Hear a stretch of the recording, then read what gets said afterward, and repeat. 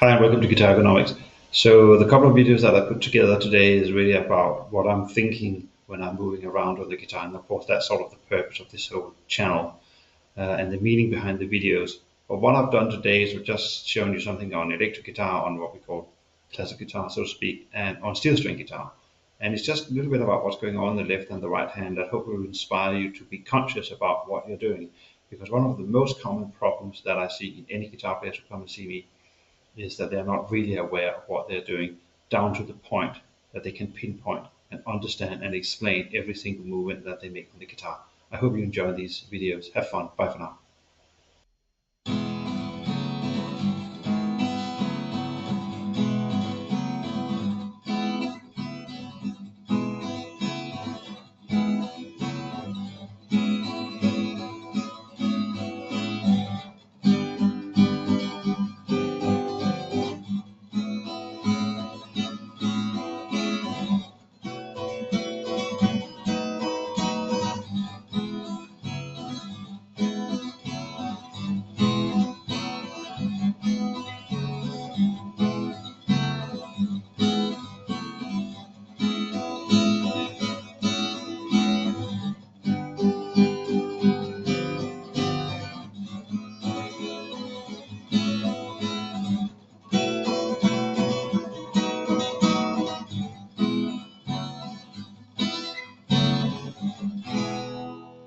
Okay, so let's talk about what's going on here. First of all, let's talk about the right hand. So I've got a footstool just to rest my right leg on, and you can see that the hand and the arm is resting on the top here of the guitar. It's really a movement that comes from up from the shoulder and the arm, and then there's of course a very relaxed movement here. But when I am strumming with the right hand, it really is very relaxed. There's actually very little going on except of just generating the rhythm that you want. So as relaxed fingers and hand as you possibly can to get that sort of freestyle moving. Okay. In the left hand, notice first of all where my thumb is. It's up here because this is where it naturally comes in on the guitar. And I'm thinking that I'm doing with the thumb is to use it as little as possible. So the power comes from the lower back, the shoulder, and the arm as I place the hand on the guitar. And when we then are moving, what I'm thinking here, all I'm thinking about is to release. Release from the fingerboard and come down. So again, I move the hand with the aid of the arm, and then I get a break in between the chords to really to relax. And there's very little pressure in the thumb at all.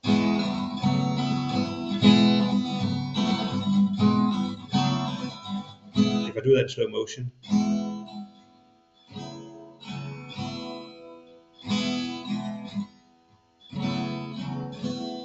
so actually the real contact that I have is in here. In here is where the contact is. It's not up here. And then we move up to the next. Now we're going from here to here. It's the same thing. I'm releasing and moving up by the aid of the arm. And the thinking is to strum, release, move, come down. And you will notice that my hand is coming down in the left hand just a fraction of a second before the right hand. And I always try and do that to make sure it's precise. Coming up here, the next bit.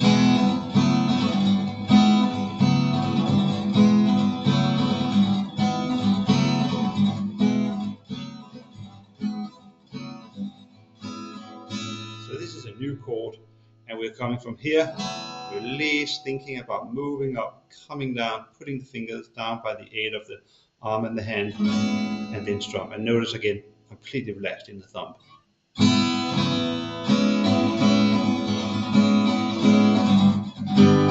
Now this is different. This is different thinking, isn't it? Because now we're in a bar chord. And what we do here is we think about hanging down with gravity. So there's that thinking again, hanging down. Obviously I need to put some pressure in. The thumb takes on a more active role, but I avoid hyperflexion. So we have this very flat wrist coming in. And this is of course aided by the footstool that raises the right leg. So we got it coming back from here. And back. So again, I'm thinking move, and notice that movement. Notice the movement with the arm. That's the thinking behind it. relaxed thumb. And notice the movement. And now up to the B chord, same idea. So exactly the same thing coming up here. Totally relaxed. Have as a flat wrist as possible. Then when we go down, we release and we move down into E. And so on, yeah. Let's do that again.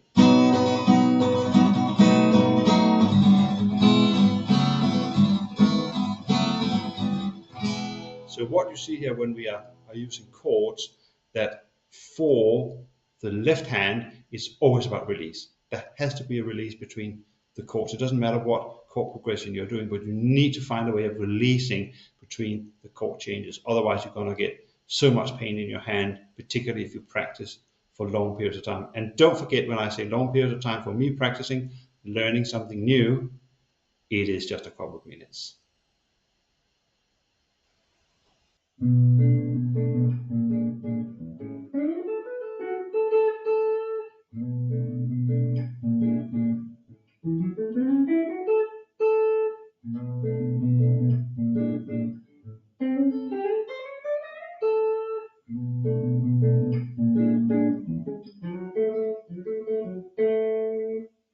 So when I play that sort of stuff, first of all, in terms of what's going on here, is very much thinking about getting the chords and moving.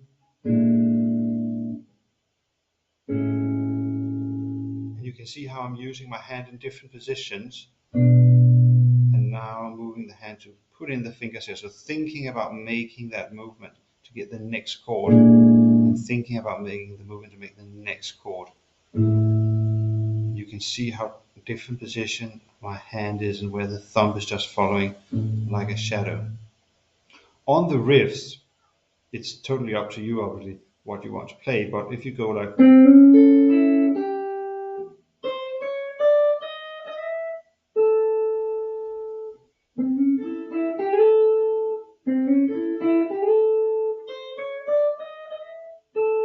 again, it's about as little tension as possible in the hand, and work with your right hand to make sure that you use the fingers that are most comfortable to use. When you are working different positions on the guitar, it's exactly the same thing as you've seen in the earlier part of this video. The thumb is just here. All I'm thinking about is, so that slide, hammer on,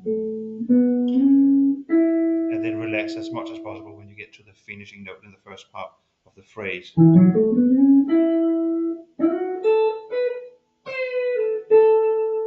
Now, when we are bending strings, you do need more power, and the thumb takes on a very active role. But then I'm totally relaxed when I come down.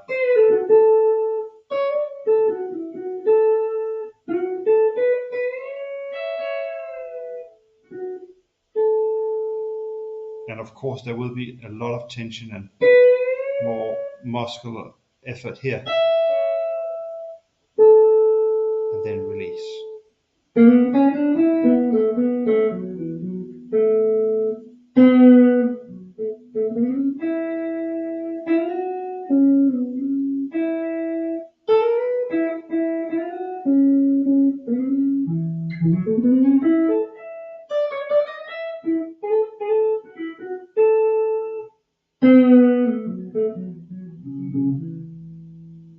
So on a phrase like that, you've got lots of different movements in your left hand. You've got the bend up, but the thumb becomes really active, thinking about,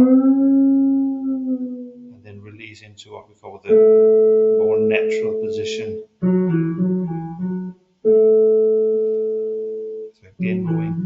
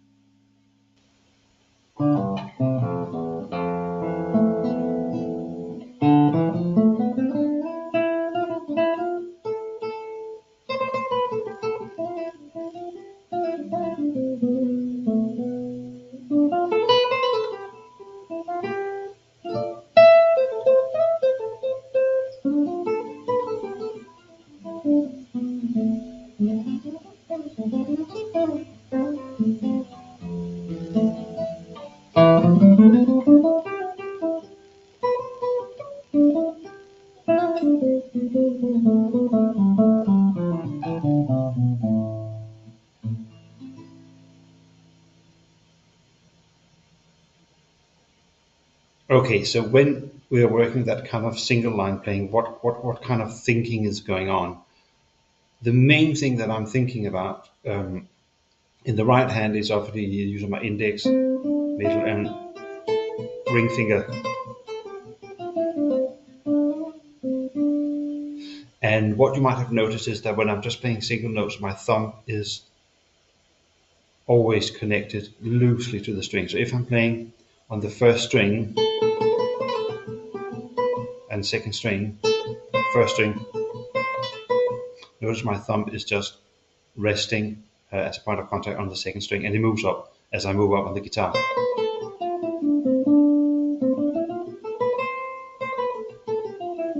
When I talk about moving up, I'm talking about moving up the strings, not in terms of pitch, obviously, because the pitch is getting lower. But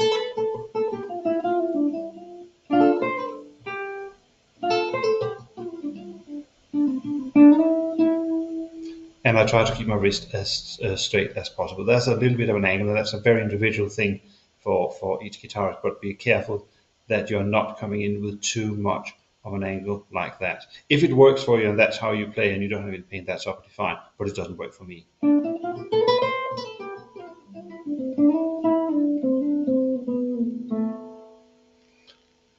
Left hand, when you are moving about on the guitar, once you're in a position, let's say you're in the fifth position,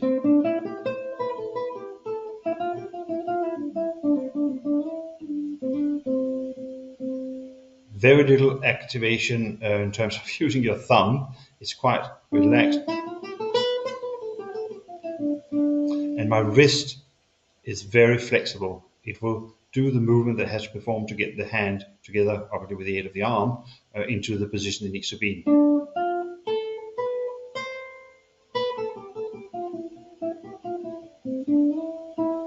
And the thumb will just follow the hand as a shadow. So the thinking here is really to think about the arm, the wrist, and the hand as a complete unit that works together.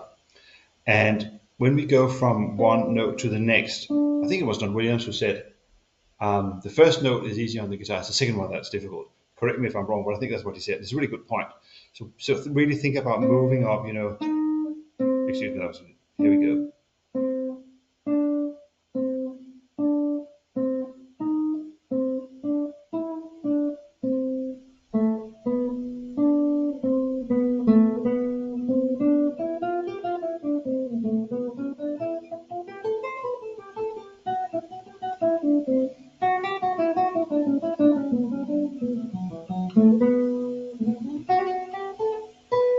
When I get to an end note in a phrase, I always make sure that I think release. So now the little finger is held by the arm. It's not gripping, like that. So vibrato when you want to, you don't have to. Same thing here, totally release. And release. Now when I say release, I don't mean release in terms of taking the finger off, but thinking release so there's only the pressure needed to let the note ring. See the thumb is just totally relaxed.